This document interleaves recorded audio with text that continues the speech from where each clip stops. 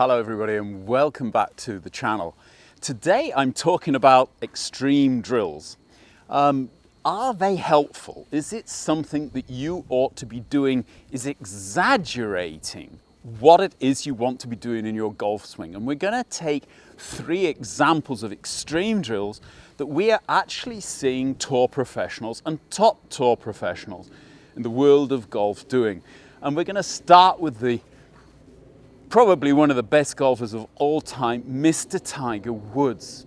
Why in the world would Mr. Tiger Woods be doing this when he's drilling his body? If you look at this video, you can see that the world's best golfer is actually making a very strange movement in his drills. That is not a movement that you want him to be doing or he wants to be doing when he's swinging a golf club. However, it is a version of a movement that he wants to be doing in the golf swing. And this is basically the motto of the video today, is that sometimes you are going to have to exaggerate the change that you want to make in the golf swing in order to get the change working in your golf swing.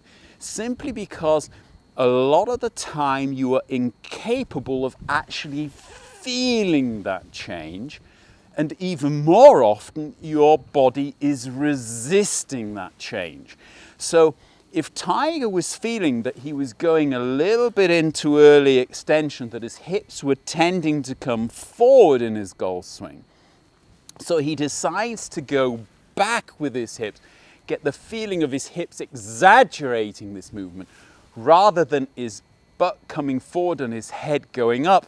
He wants his butt going back and his head coming down. And by exaggerating this movement, he can actually drill it into the golf swing. Now, when you see him make the swing after he's actually made this drill, his swing doesn't look anything like it.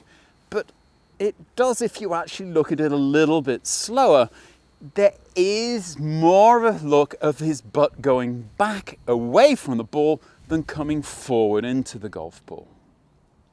It's a similar thing with Rory. I think we have all at some stage struggled to get our club on plane in the backswing, because the relationship between your arms and the club in the backswing is a very special one.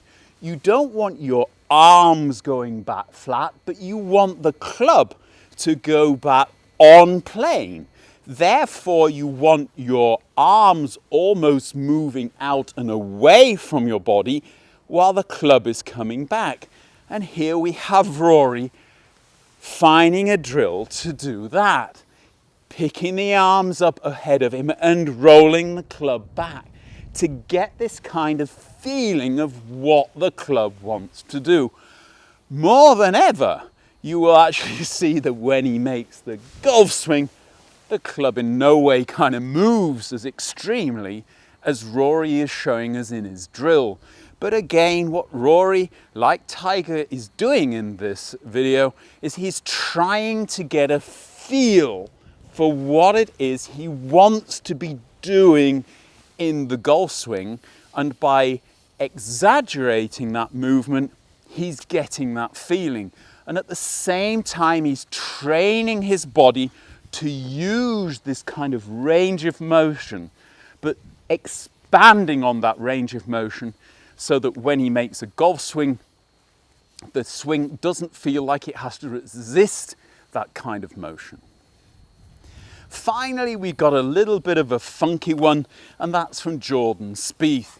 Jordan seems to be kind of taking it back inside, picking it up and then dropping it down again. What in the world could he be trying to do? My theory is probably he's trying to stop himself getting a bit laid off at the top of the golf swing by actually having the feeling of kind of picking it up, getting a little bit maybe of extension in his lead wrist. This isn't probably actually what he wants at the top of the swing. He's probably just trying to stop himself going into a laid off position, but he's having to exaggerate that in order for him to actually get a feeling, make the change that he wants. and I would imagine to help to accelerate the change that he wants.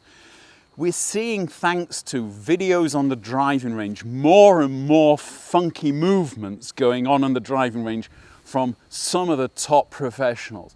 I don't know how often you've seen Mr. Tommy Fleetwood actually in this position at the end of his golf swing when he's on a driving range. He's unlikely to kind of be in exactly that position, although Tommy, more than an awful lot of golfers, has actually found his golf swing looking quite close to what he actually practiced on the driving range, because he's simply been doing that too much.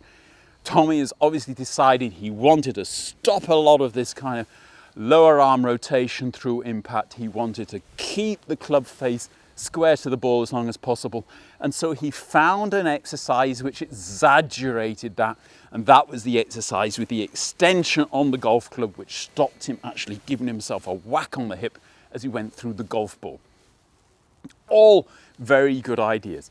The trick for you guys and girls out there, though, is to find yourself a good instructor.